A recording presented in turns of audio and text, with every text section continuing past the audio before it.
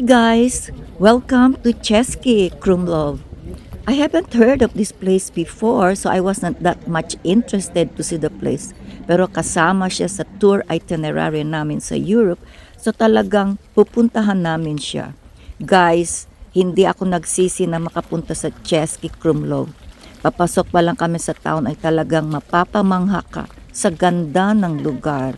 Talagang may makikita kang castle dito at sa pagpasok namin sa town, lalo pa kaming namangha sa nakita namin. Para kang pumapasok sa fairyland.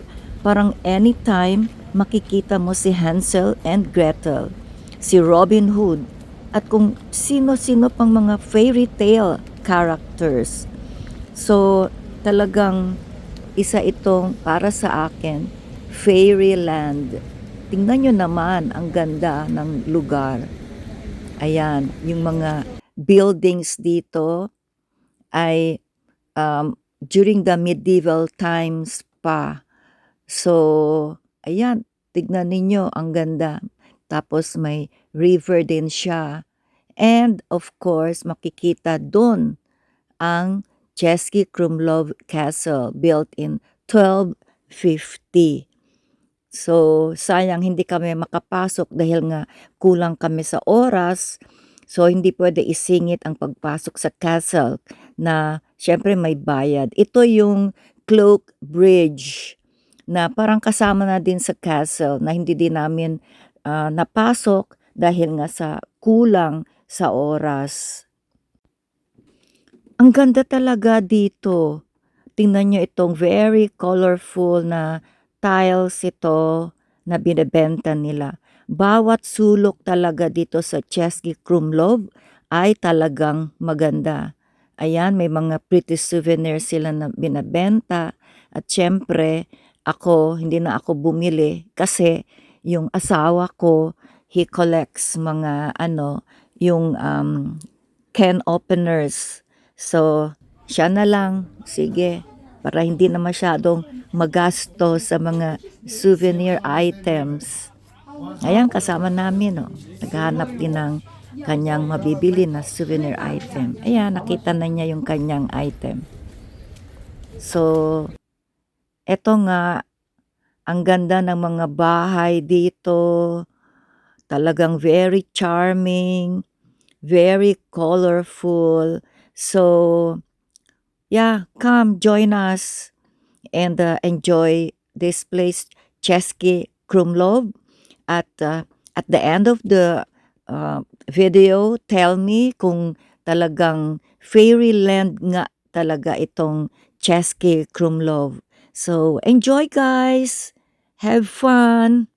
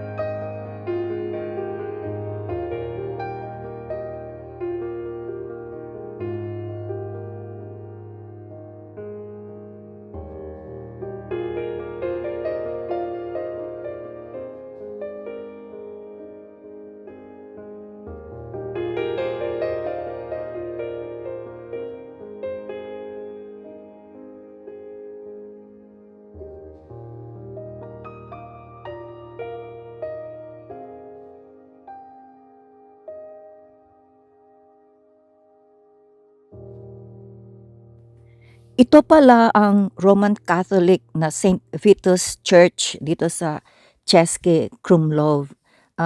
This is a church that was built on the site of an older building. So, ginawa ito nung around 1400s. So, way before the medieval time. So, talagang matanda na itong church na ito at where we were blessed na we were able to get to see this church. Makikita dito ang part of the old building. Ito yung mga rocks dyan, yung mga tiles na sinauna pa at pati yung hagdanan is also part of the old building.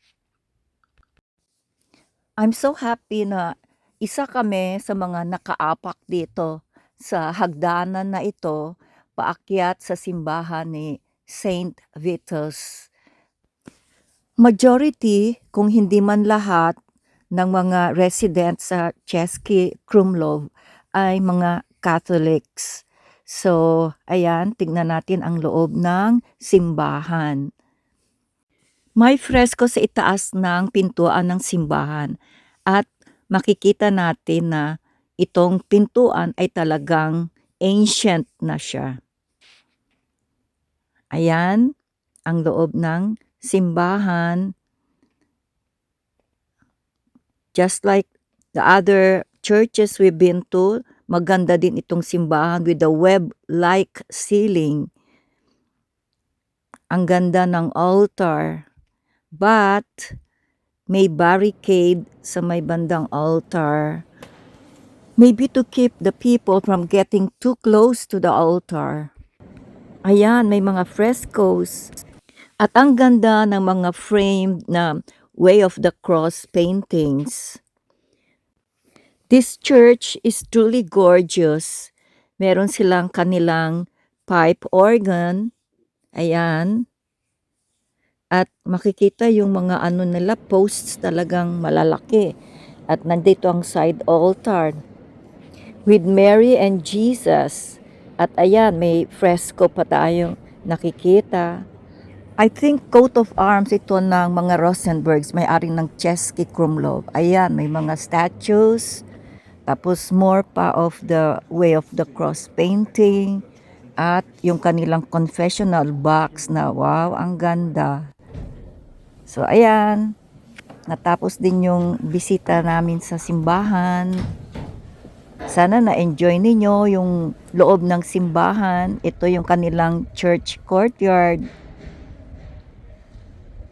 Ilang tao kaya ang nakaapak dito at kung sino-sinong tao kaya ang nakapunta dito sa simbahan na to.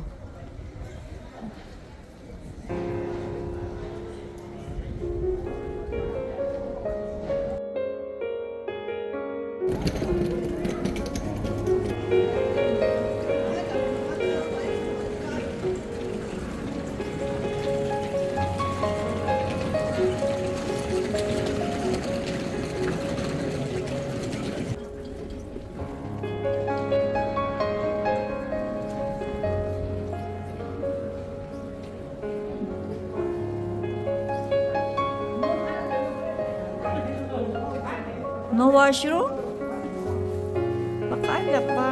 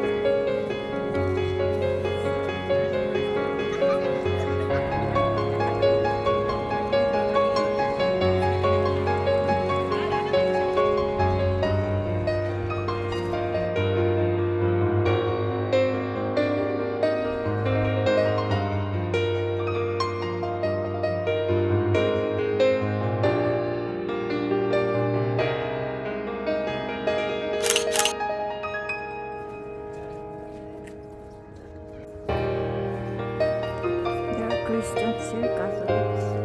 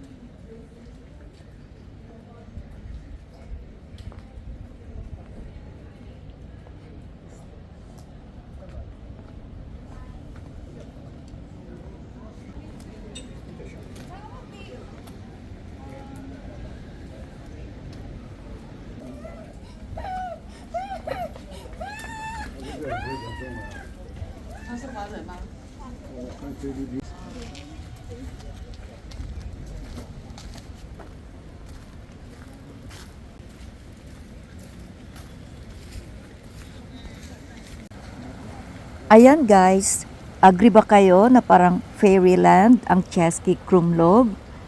Nagandahan ba kayo sa mga nakita ninyo? Ayan, yung mga castle at yung simbahan. So, did you have fun walking with us? Please like and subscribe to my channel, Vim in Canada.